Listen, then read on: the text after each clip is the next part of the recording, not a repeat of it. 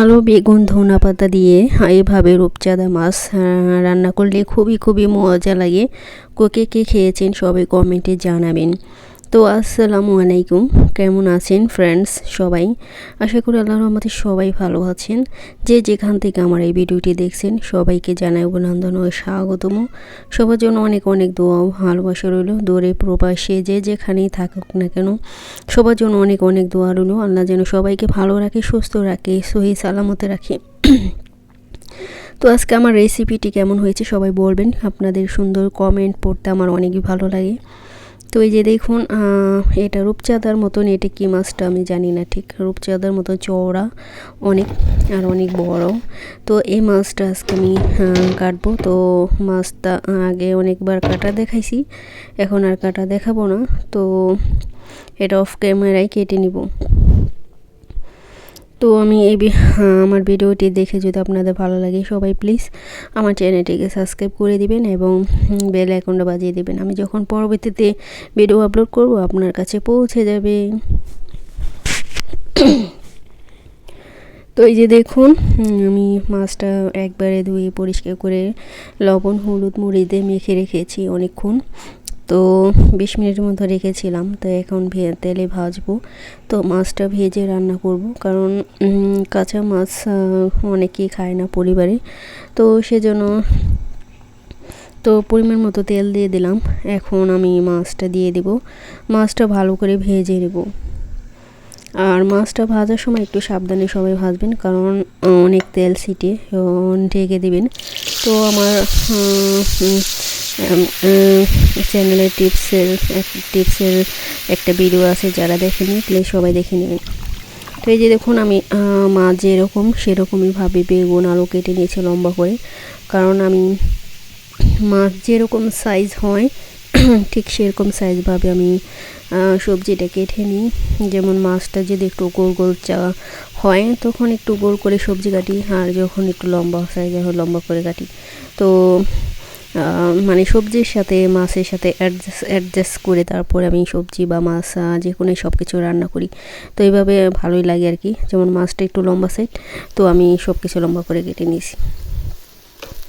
তো এই যে দেখুন, আমি তেলে ভাজতেছি। এখন তেলে ভাজলে কি মানে একটু ভালো লাগে, বেশি মজা লাগে। তো যারা তেলে ভাজবেন না এমনিও রান্না করতে পারেন, সমস্যা নেই। তো এই যে দেখুন, আমার সব কাছেও কাটা হয়ে গেছে। টমেটো, একটু ক্যাপসিকাম অর্ধেক দিয়েছি। এখানে আমি পেঁয়াজটা ভেজে নিতেছি। পেঁয়াজটা ভাজা হয়ে গেলে আমি সব অন্যান্য মশলা দিয়ে দেবো। তো বন্ধুরা সবাই প্লিজ পুরো ভিডিওটা দেখবে, কেউ টেনে টেনে ভিডিও দেখবে না, কারণ টেনে ভিডিও দেখলে কিছুই হবে না। এতে আপনারই ক্ষতি হবে, আপনার চ্যানেলের ক্ষতি হবে। তাই কে টেনে ভিডিও দেখলে কি দুজনেরই ক্ষতি হয়, বুঝছেন? তো যার যতটুকু মন চায় ভিডিও দেখে যাবেন, কিন্তু টেনে দেখবেন না। তো এই যে দেখুন, হলুদ মরিচ লবণ দিয়ে দিলাম। এখন দিয়ে দেবো আদা রসুনটা ভেজে নেব তেলের ভিতরে। এখন আদা রসুনটা তেলে ভাজলে মানে আদা রসুন যে একটা কাঁচা গন্ধ থাকে সেটা চলে যাবে।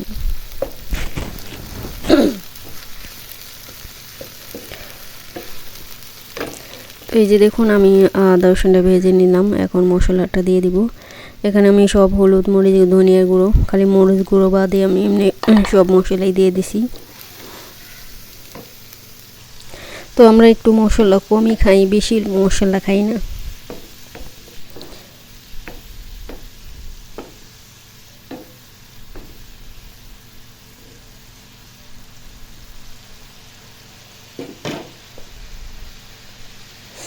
তো এই যে দেখুন, আমি মশলাটা কষানো হয়ে গেছে প্রায়। মশলাটা কষানো হয়ে গেলে আমি সবজিটা দিয়ে দেবো।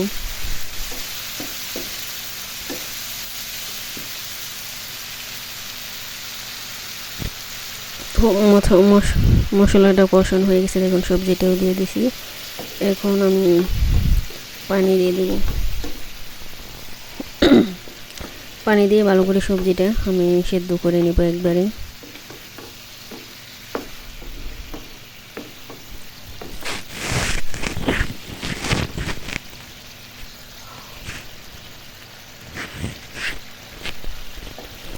তো আমার সবজিটা কষানো হয়ে গেছে দেখুন। এখন আমি সব মশলা দিয়ে কী করে পানি দিয়ে দেবো এখন।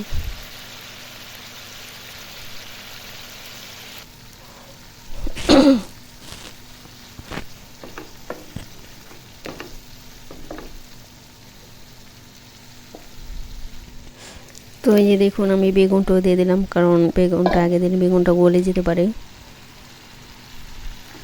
আর গলে গেলে বেগুন কিন্তু ভালো লাগে না খেতে, সব সবজি যদি গলে যায়।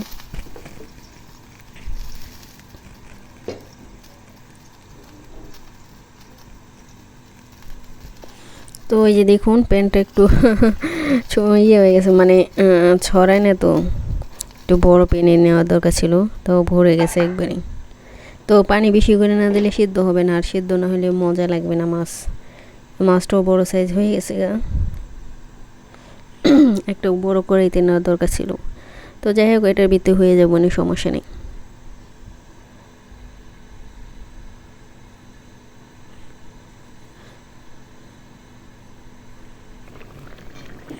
তো এই যে দেখুন বলক এসে গেছে, তো এই পানিটা একটু শুকিয়ে গেলে নামিয়ে ফেলবো। তো আমার তরকারিটা কেমন হয়েছে সবাই সুন্দর সুন্দর কমেন্ট করবেন। আপনাদের সুন্দর সুন্দর কমেন্ট পড়তে অনেক অনেক ভালো লাগে। তো সবাই ভালো থাকবেন, সুস্থ থাকবেন। আল্লাহ হাফেজ, আসসালামু আলাইকুম সবাইকে।